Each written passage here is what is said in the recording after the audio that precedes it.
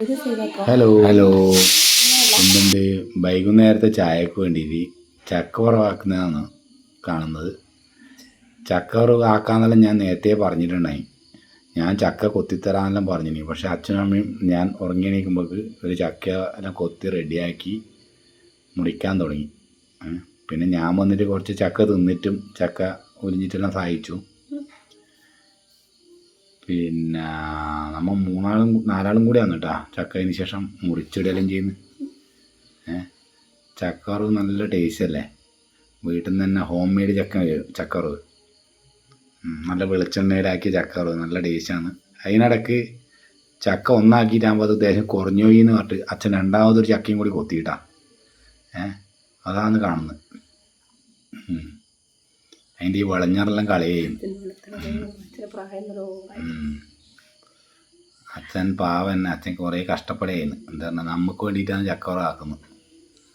ഇത് തിന്ന് സഹായിക്കുന്നതാണ് നമ്മ കേട്ടാ. രണ്ടാമത്തെ ചക്ക കൊത്തി കഷ്ണാക്കിയാണ്. എന്നിട്ട് ചക്കയുടെ പണിയെന്ന് പറഞ്ഞാൽ ഭയങ്കര പണിയാണ് കേട്ടോ.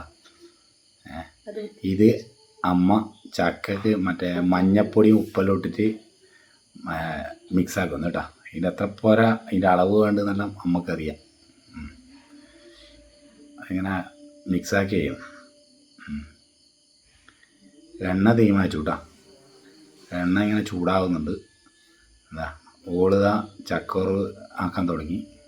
ഇതിങ്ങനെ ഇളക്കിക്കൊണ്ട് നിൽക്കണം, അല്ലെങ്കിൽ കരിയും കേട്ടോ. കരിഞ്ഞാൽ ടേസ്റ്റ് ഉണ്ടാവില്ല. ഇപ്പം നല്ല ഏകദേശം പൊരിഞ്ഞ നല്ല ചക്കവറവായിട്ടുണ്ട്.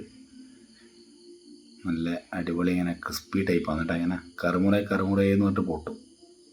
ഇതാണ് അതിൻ്റെ ഫൈനൽ ലുക്ക് കേട്ടോ. ഇതിപ്പം പൊന്ന് ചൊടിച്ചിട്ടുണ്ട്. അതിനിവിടെ കണ്ണുമടെല്ലാം കാണുന്നില്ലേ? ഇപ്പം ചക്കവറെല്ലാം കൊടുത്തിട്ട് ഏകദേശം ചൊടിയെല്ലാം ശരിയാക്കിയിട്ടുണ്ട്. എങ്ങനെയുണ്ട്? എല്ലാവരും ലൈക്ക്